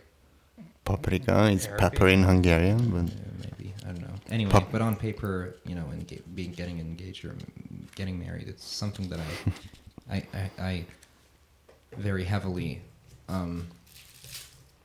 disagree with. There is no paper involved in. Okay, I will Getting say the engaged. last sentence and then Getting married. Let's then. pass. I can't burn myself even every day. Mm. How should I burn someone else But every day? That doesn't require Why marriage, should I though. share my bed with someone? Give me lighter, please. Oh my goodness! Hey, look what Rodri just sent me. What? It's a picture. it's like Yeah. it's like I just woke up. The picture. Oh my goodness! It looks like I just woke up. On the other hand, Iranians in exile online by Sunday evening at sign K.Rosary. Yeah, I know that picture. Oh. Yeah. Oh, you do know that picture. Of course, it He was knows supposed to all be in the the book. picture. Oh, it was in the book. It was supposed to be, yeah. Oh. Oh, he also. Okay, well, let's not talk about this because it's not sure yet. And also, What? it's unrelated. Okay, next question. Anyway. Okay. Well, but I wanted to add something here. Mm. Yeah, so like I mean, personal history wise, I've when I was younger, like teenager times, I used to follow my parents' recipe, which was you meet someone, you fall in love, and then you're happy, and then you get married, and so like that seemed like the only way to do this, because that's all I saw That's how from you them. grew up? Yeah, and they seemed happy Mm. at that time, at least, Yeah. with that decision, and so that's what I was always aiming at. Like I need to meet someone, and then we need to get married right away. Like, and after failure after failure, I had to realize that this was not just that easy, for me at least, and I don't know, for different reasons, and each time, and then I had a phase of like not believing in any of that, and like not believing in marriage and having children and so on and so forth, and but so what I'm just really saying here is that these things kind of change depending on who you are with and who you meet with, and because your decisions change, your mind changes, your personality changes, your priorities change. I think I've grown old enough to legitimately agree with this. For next with episode, I have to find a girlfriend, then I can talk to you easier. I think I legitimately. Like even I agree Rodri. with this. Yes. You said you're old enough though No. to know that, but that's what I thought in my 20s and then in my 30s, and No, then I mean, Rodri I'm recently. old enough to agree with what you're saying. Okay. That exactly our Things can change. ideas, Yeah. the way we think, they do change, definitely, 100%. But given what I have and how I think right now, I have no other choice but to think in this way and say, And that makes sense, and it makes sense to you. So it might change. You're right. It might change. That's the important thing, and you should follow your gut feeling But there is until someone changes that, There if is- they do. I'm not condemning or I'm not contemptuously looking at this subject. I'm not looking down on people who decide to do so, especially I have to admit there are a large number of people who I might secretly look down on, when they decide to get married. But even then, I still have questions colored with dilemma and questions just covered and surrounded with question marks that can't be exactly opened and answered. So that is that. But What? I Yeah, do, that- especially people who I deeply know, who I truly know, and then get married or get engaged, like you or like Rodri, for example. I Or understand. divorced. Or divorced. Congrats to Rodri. I do understand, you know. So, yeah, Amir, what's that? What do you got there? Before we go to the next question, can we have a pee break? A what? Oh, you want to go pee? Yeah. Go, you go pee. Okay. Amir and I can start. You can talk. I will go bring some water. Okay. Oh, I'm just gonna talk just by myself. You can talk. This is the weirdest thing probably that I've done for the last month. Just to talk about your dream. About my dream. Yeah. Oh, okay. Let me. Oh, okay. Yeah. You said a girl and you showed a mustache? Yeah, basically, there's this serial dream that I had. Well, I used to have it.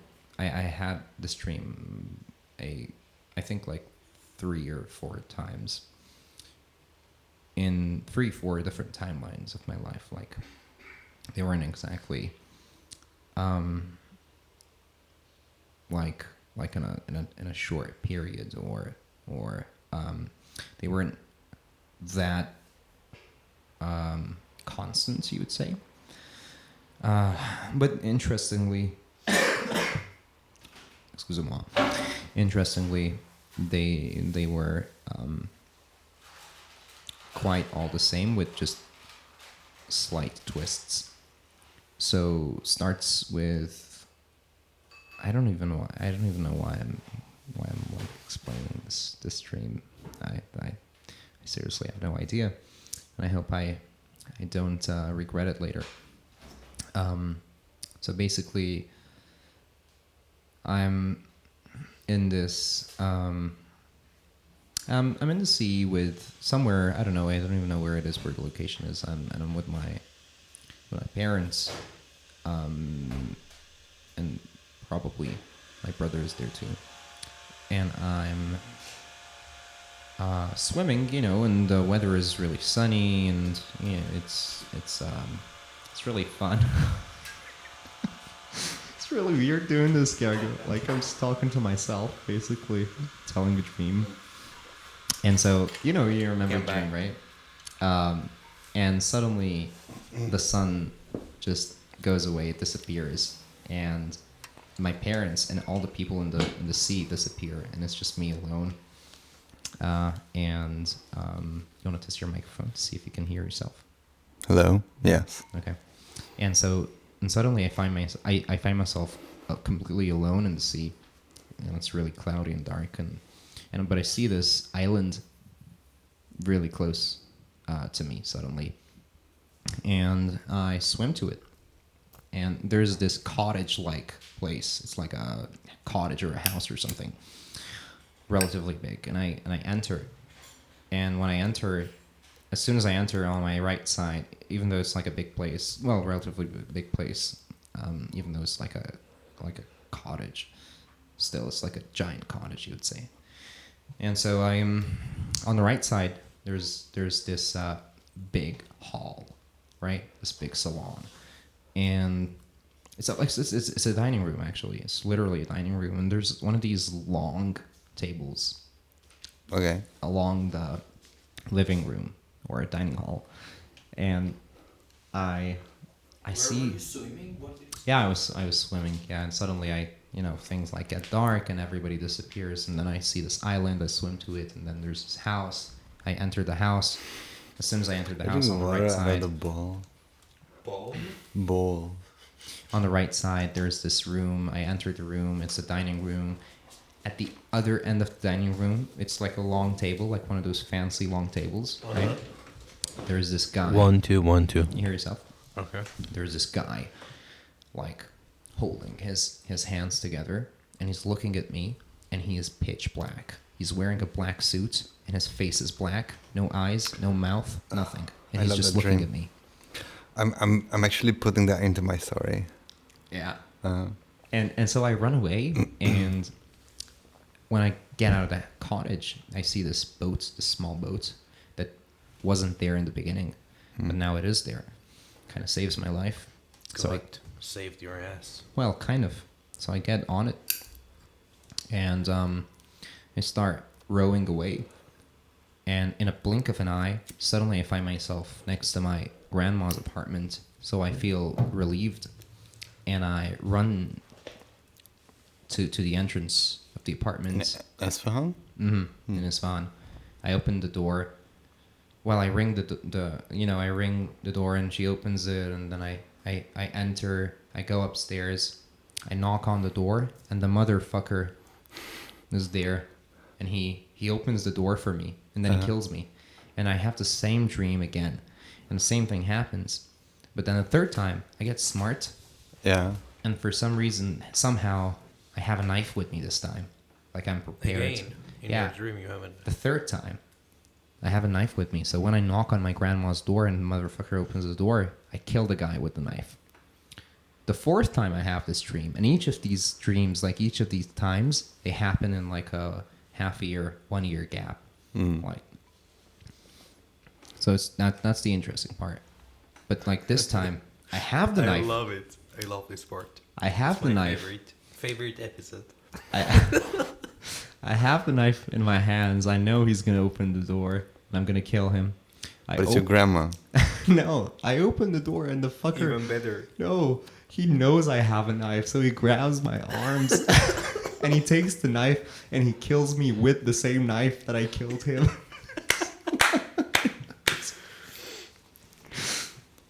So you basically killed yourself because he's you too in the dream. Well, could be. Okay. Can you get closer to the microphone? Okay. Does life require purpose and a goal? Wait. Can you like tell me all of these in detail again at some point? Oh yeah. Okay, I want to take notes. Yeah. Okay. For the book, for your book. Yeah. Okay, sure. Yeah, Amir? Does life require a purpose and a goal? Does life require purpose and a goal? Or a goal? Short answer, it doesn't require, but Long answer. Long answer. short answer, it doesn't require it, but I think it's better to have it. Life is better when you have that. That's my short answer. Okay. Having a purpose in life is different with meaning of life, Yeah. purpose of life. Yeah, it is different. Okay. Okay. Like for I example, get it. we have a purpose till next year or for 10 years. Okay, it's a plan.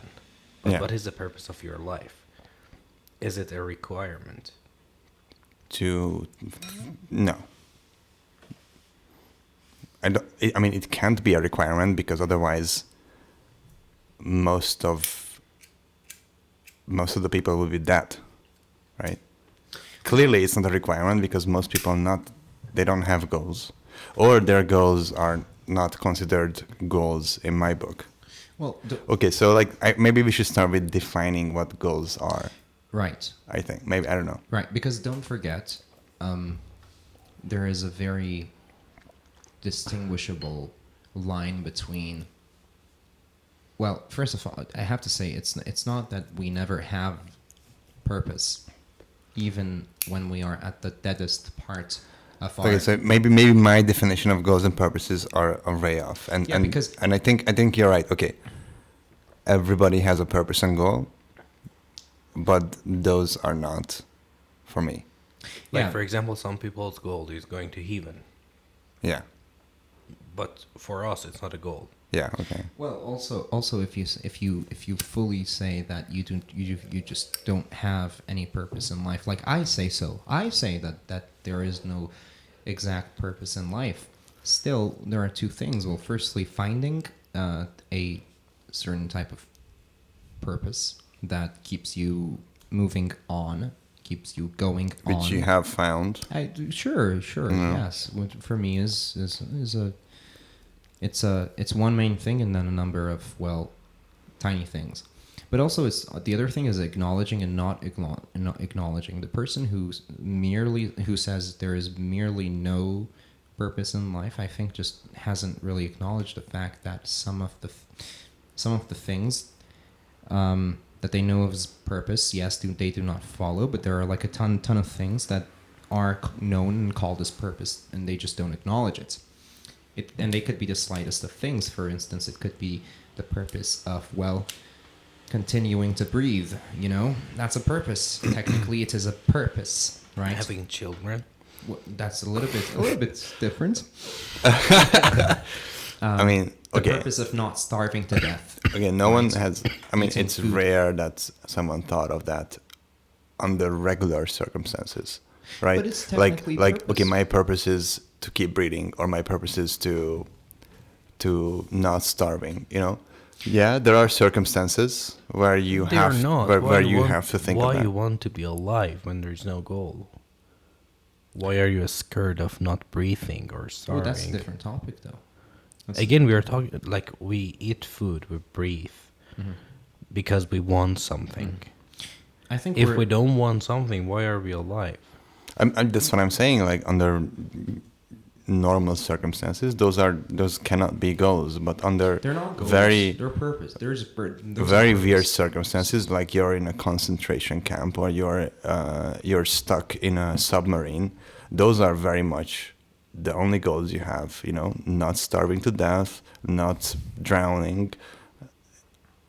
That's Okay. but this but is they're a under problem regular in my circumstances. mind. Yeah.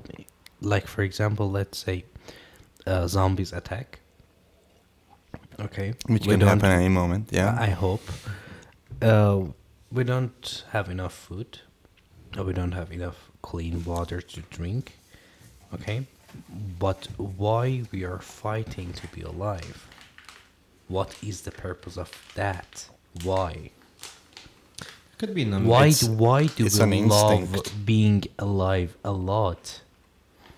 Because and one of the reasons could probably be because we're afraid of what might or might not happen when we die.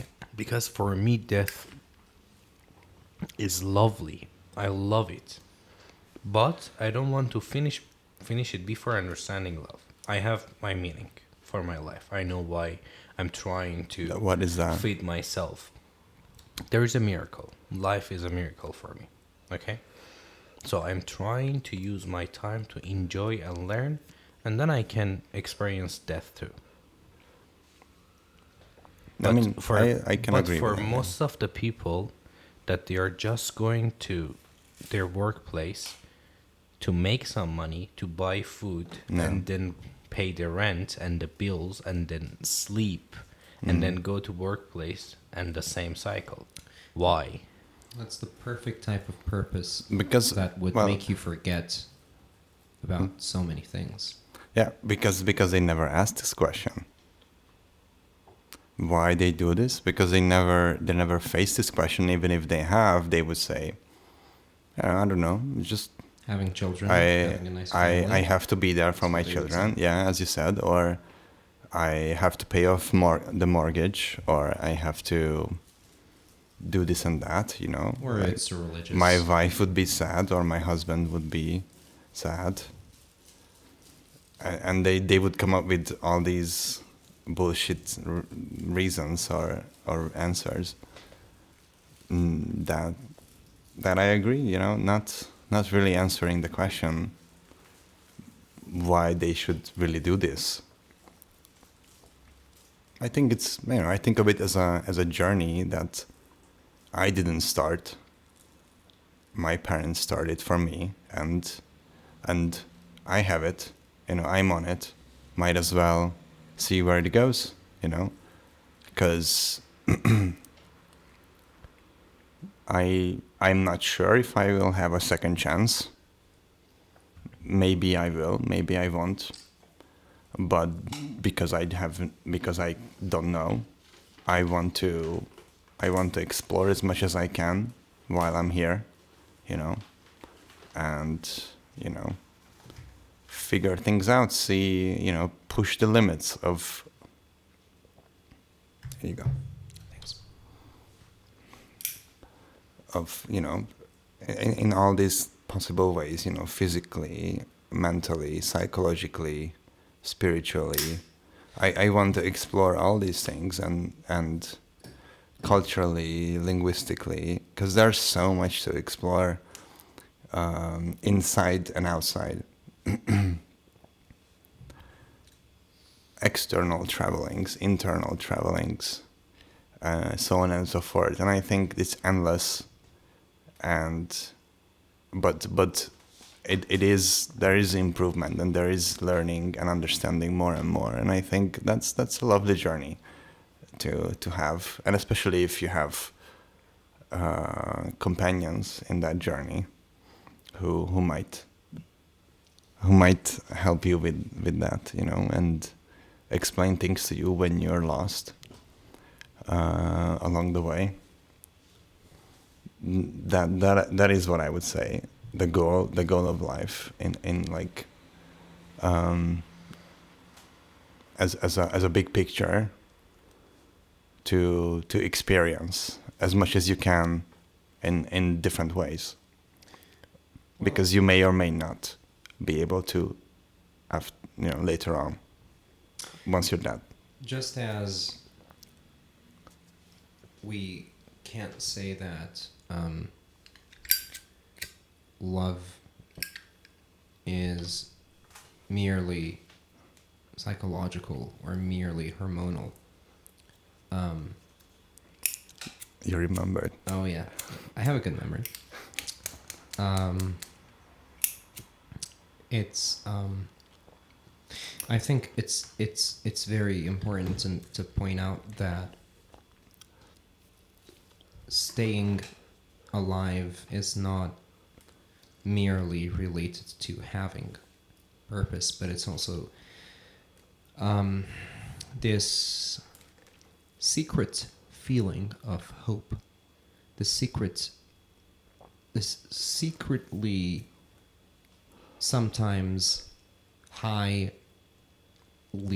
existing and sometimes very low existing amount of hope in us for regarding the future, regarding that things might change in the future, things might get interesting, things might get exciting, things might get better, things might get solved, you know, these kinds of things. And I think at some point they get very they get much more into the subconscious realm of our thoughts and mind. But for the purpose part, for me personally, it's majorly my musical goals that, well, at some point I decided to choose as this as this basically aim to keep living, so that I could improve myself and to challenge myself each and every day, and to eventually one day write symphonies, or at least a symphony.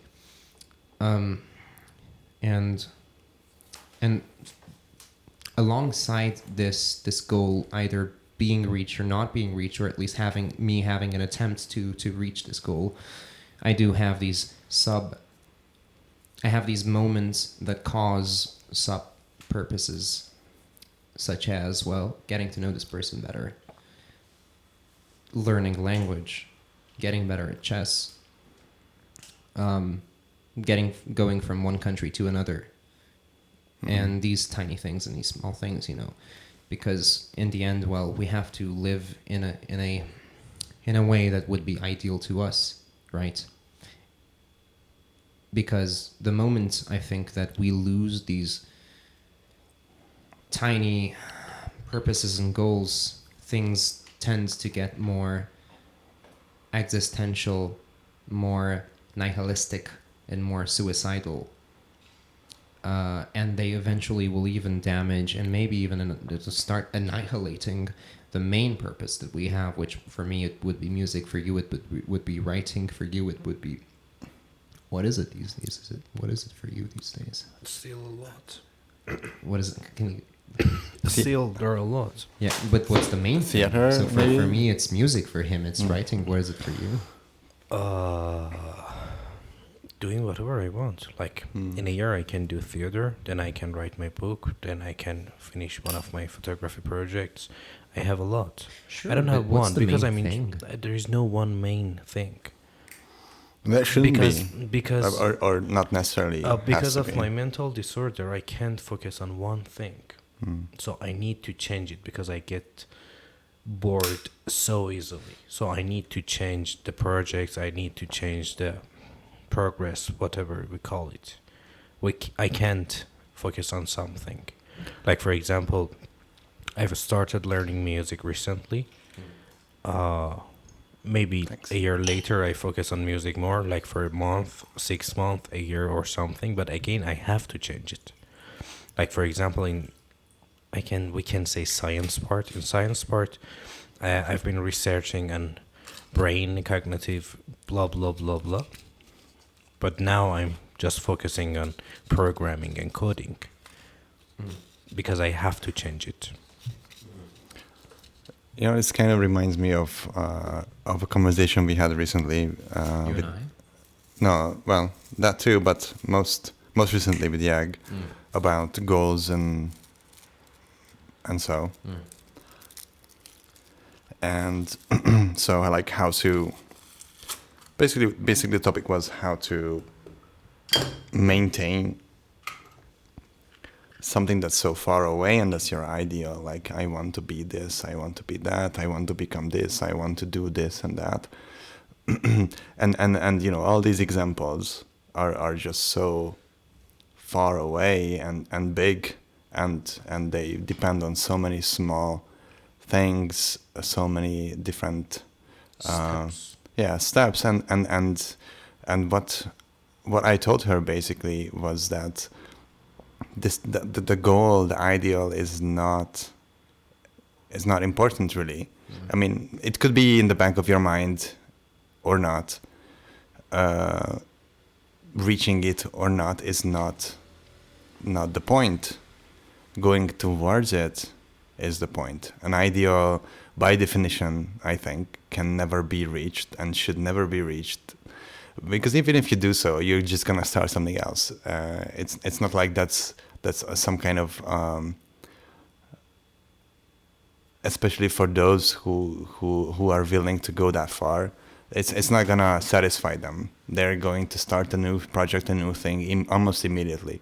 I think it's very much expected, and I know from like various literature and, you know, people talking about their goals and how they reach them, and I realized that, you know, that's just not important really, as long as you're going towards something that you want to be or you want to achieve. That's the important part. You always will like the process more than the actual goal of it.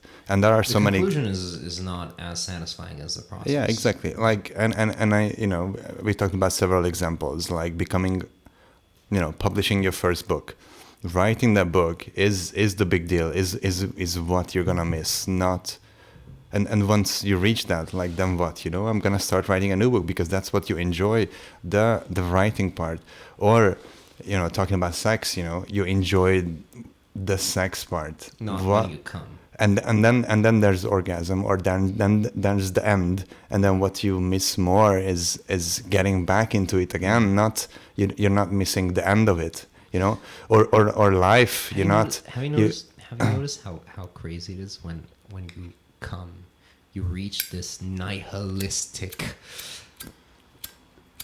feeling where you fucking hate everything, It is not you for just, me. You just what? It is not for me. Like you don't feel this No, like no, nihilistic? no. No, I when you feel come- relief, man. Dude, Yeah. I feel. Why did I say dude? I feel nihilistic. Like, it's like, I lose my grasp on reality. I just hate. Okay. I just lose meaning. I lose meaning in everything. I'm like, what is going on? You no, get that is like not you for get me. you get empty, and that makes sense. You know, like you reach this like huge feeling of relief and sort of emptiness because of. It is not for me because after orgasm, normally I go drink some water and I enjoy the water. Well, Yeah, well, but I you know have what to I say, mean is during that sex you know it that's is that's different. It is different during sex. that's not the point. You know, Yeah. whether you reach it or not, yeah. what you do to get there is what really matters, and what you will remember when you die too is that process. Mhm. I think, and the journey Well, that you're trying to improve and you're trying to achieve is the most enjoyable part, not the end result. would you guys prefer to reach a different level of consciousness when you die, or would you prefer to just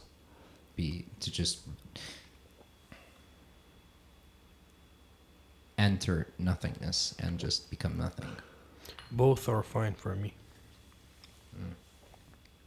I would definitely prefer a different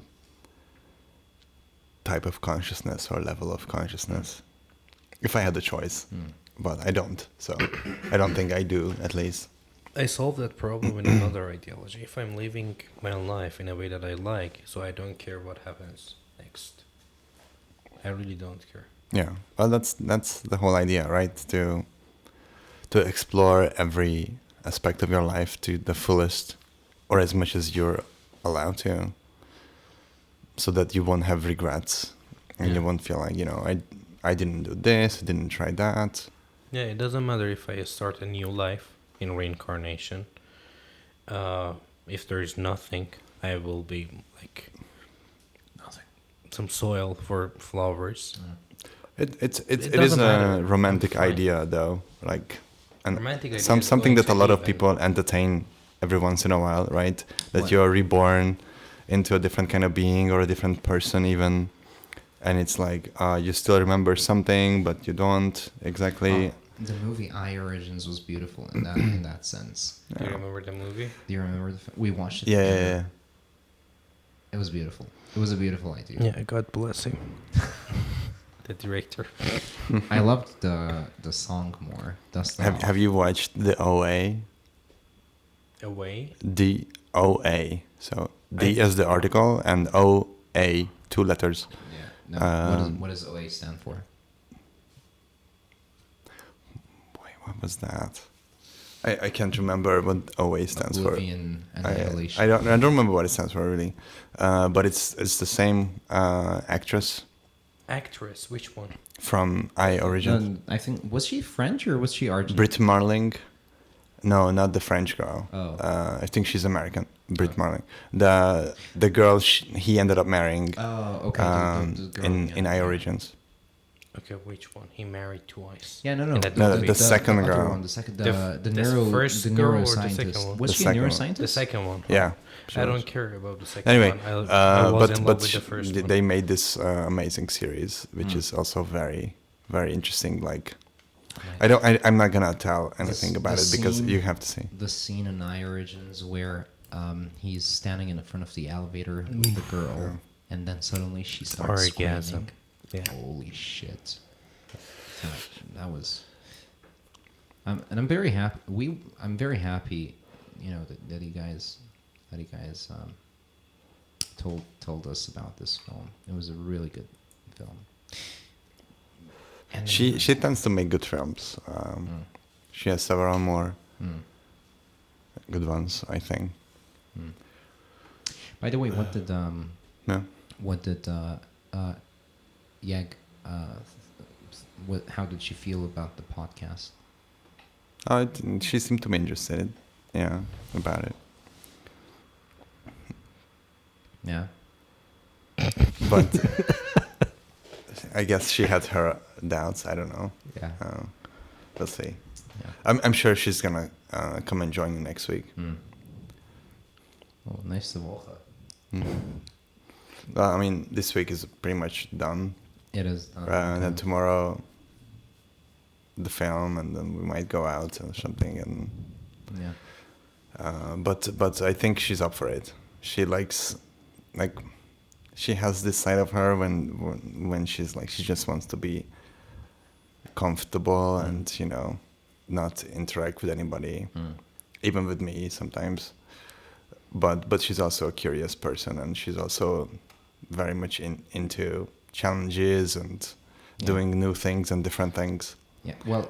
Yeah. So I think with, like, if we just push her a little bit, Yeah. we might not even have to. Yeah. But No, I'm sure she would enjoy Yeah. it. I think she would I love haven't it. talked to her. She loves talking about things. These topics really intrigue her. Intrigue her. Yeah. And she enjoys being listened to Yeah. a lot. Yeah. So I think this would be, like, perfect for her. Well, I think we can finish with just one last question that I'd like to ask Gergo specifically. Get it, go. Giorgio. George. Oh, dude, George. At your engagement party, Emre was there, right? It was like every time I talked to him, like when he talked to me, Arthur. you haven't met Arthur was there too. Arthur. Oh yeah, Don't you remember? Jihan. No. Oh yeah.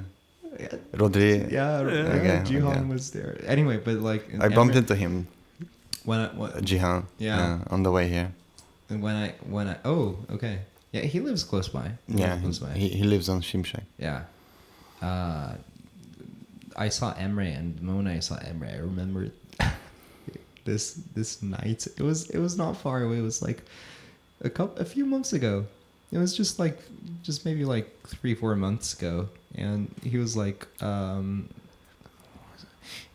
Giorgio, how are you doing, my friend? You know, how is it going? Yeah, okay. No, wait, that was a long time ago, though. No? Well, it was winter.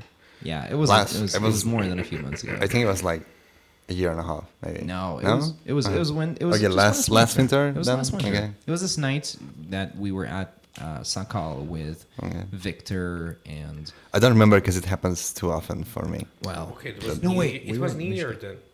it was right before New Year's. It was Okay, right so before New Year's Eve. probably We were in last. Sakal. Were we? Yeah. Well, we were okay that night too. That night No, too. really? But I thought it was in Michigan. it was in Mijgan though. The night that I'm talking about. New Year, we were in. No, So- yeah, We were in New Year's Sakal. we were in Sakal, Yeah. but the night he's talking about is yeah. happened It was- in Michigan. It was at Mijgan, and he came. He was super drunk, and for some reason he had like 2 girls, like one on his right and one on his left, and they both left. They both left after like 5 minutes. Georgia. It was like, Giorgio, how's it going? It's really funny. Emre's a really sweet guy, and is nice to talk to him. And surprisingly, he's been playing the piano for Oh yeah, 12 years. I keep seeing his Instagram.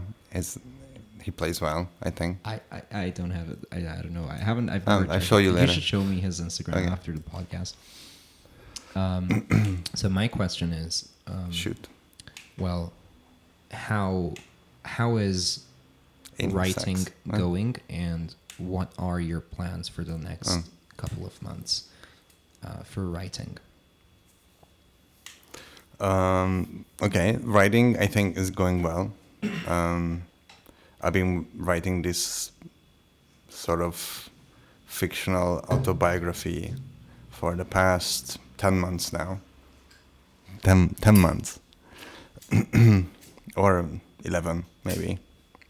I can't really recall when I started. I wish I recorded it, but I have no clue. So I think it's going well. I'm reaching maybe half of the length that I want to get to.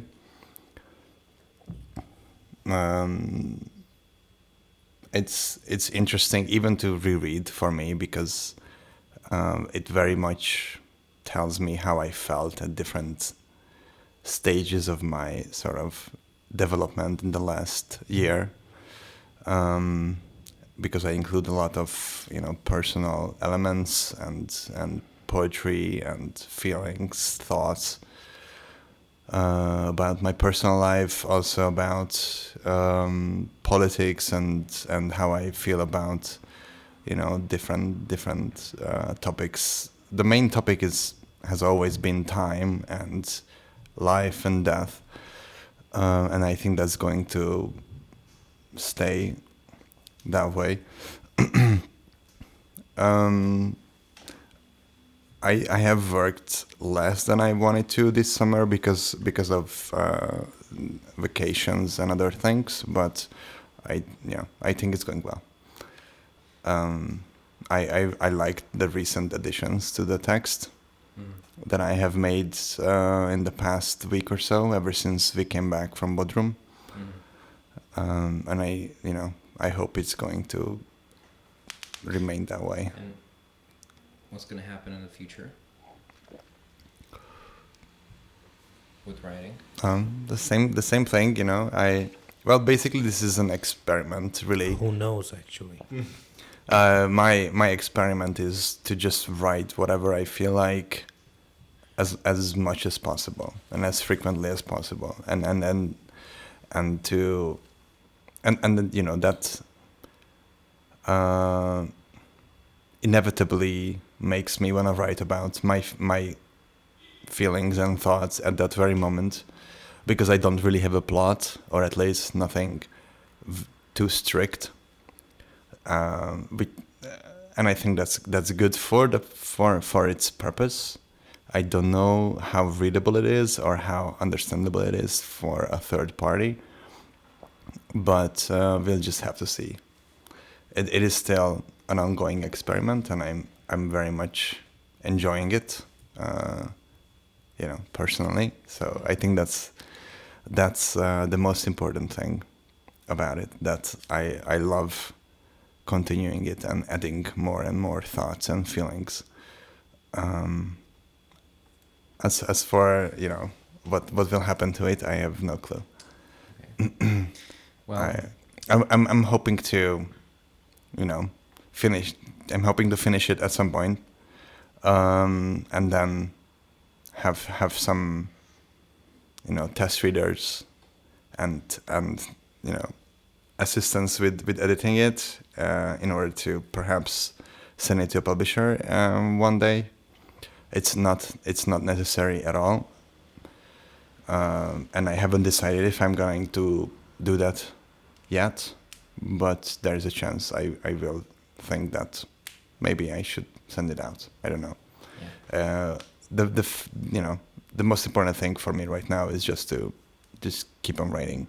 Yeah. Amir, any questions? Anything you want to add? Happy birthday. Happy birthday to you too. There you go. To you Happy too. Birthday. Yeah. Happy birthday to everyone. Yeah. Okay. Ciao, It was, ciao. Okay. It was great having you, man. Yeah. Thank you, guys. And thanks for coming. And thanks Thank you for inviting me. Accepting our invitation. Yeah. Yeah. Anytime. Hope Yeah. to be on air again. Yeah. We'll definitely have you more. Please do. Yeah. All right. Okay. There we go. And we're off.